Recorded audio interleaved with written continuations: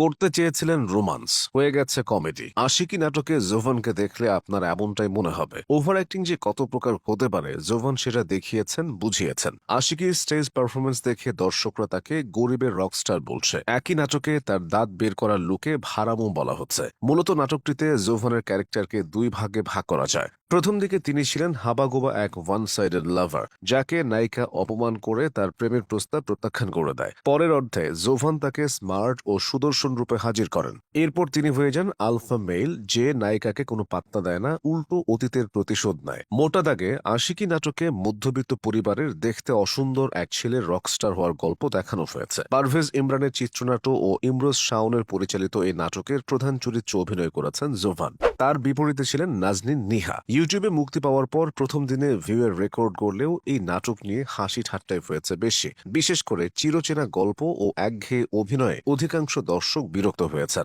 সবচেয়ে বেশি বিরক্তি দিয়েছে জোভানের চরিত্র। তবে এই অভিনেতার সমর্থকরা নাটকের ভিজুয়াল ও আবহ সঙ্গীতের প্রশংসা করে যাচ্ছেন। তবে যেভাবেই হোক, আশিকি ও জোভান এখন আলোচনার কেন্দ্রে রয়েছেন। জোভানের পুরো নাম ফারহান আহমেদ জোভান। ছোট পর্দায় তার পথ চলাটা এক যুগেরও বেশি সময়ের। এই এক যুগে তিনি বহু নাটকে কাজ করেছেন, অসংখ্য নায়িকার সাথে জুটি গড়েছেন। তবে অভিনয়ের হিসেবে সমসাময়িক অনেকের থেকে তিনি যোজন যোজন পিছিয়ে আছেন। তারই কাছাকাছি সময়ে মিলিয়ে এসে সিয়াম আহমেদ এখন চলচ্চিত্রের প্রতিষ্ঠিত নাম, অথচ জোভান নাটকের গণ্ডিতেই সীমাবদ্ধ।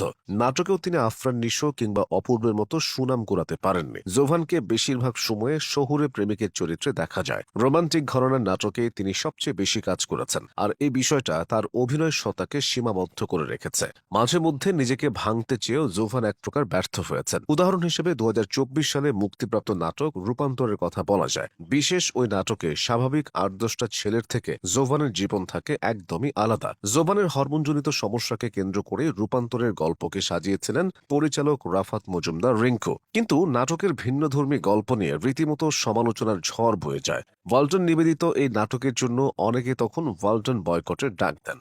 এছাড়া নাটকের সব কলাকুশলীরাও পড়েন তীব্র সমালোচনায়। তবে সবচেয়ে বেশি জনরোষের শিকার হতে হয় জোভানকে, কারণ নাটকটির কেন্দ্রীয় চরিত্রে তিনিই ছিলেন। সেই বিতর্ক থেকে বেরিয়ে আসতে তার বেশ সময় লেগেছে। তবে পরবর্তীতে আর আলোচিত বা প্রশংসিত তেমন কোনো কাজ উপহার দিতে পারেননি তিনি। গোটা ক্যারিয়ারই জোভানের গ্রহণযোগ্য কাজ আছে হাতে গোনা। এর মধ্যে বেস্ট ফ্রেন্ড সিরিজের কথা আলাদা করে বলা যায়। মেজাবিনের সাথে জুটি করে এই সিরিজে জোভান তার সেরাটা দিয়েছিলেন। তবে গল্পটা সেই প্রেমিক প্রেমিকা কেন্দ্রিক।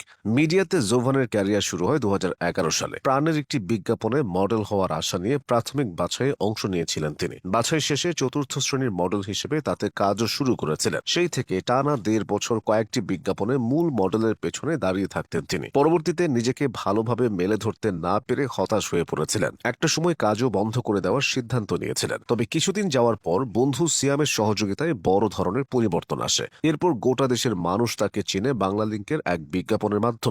ভাইরাল সে বিজ্ঞাপন আমি ঘুরি সারা বাংলাদেশে জোভানকে কমলাপুর সদরঘাট, রংপুর, বাগেরহাট, তেতুলিয়া, টেকনাফ সবখানে দেখা গিয়েছিল। বলা যায় এই বিজ্ঞাপনই জোভানের ক্যারিয়ারের মোড় ঘুরিয়ে দেয়। 1.5 মিনিটের বিজ্ঞাপনটির জন্য জোভান সহ গোটা টিমকে অসম্ভব রকম পরিশ্রম করতে হয়েছিল। সময় বদলেছে, তবে সময়ের প্রয়োজনে জোভান নিজেকে বদলাতে পারেননি। অন্য অনেকের তুলনায় এখনো তিনি গড়পড়তা অভিনেতা হিসেবেই থেকে গেছেন।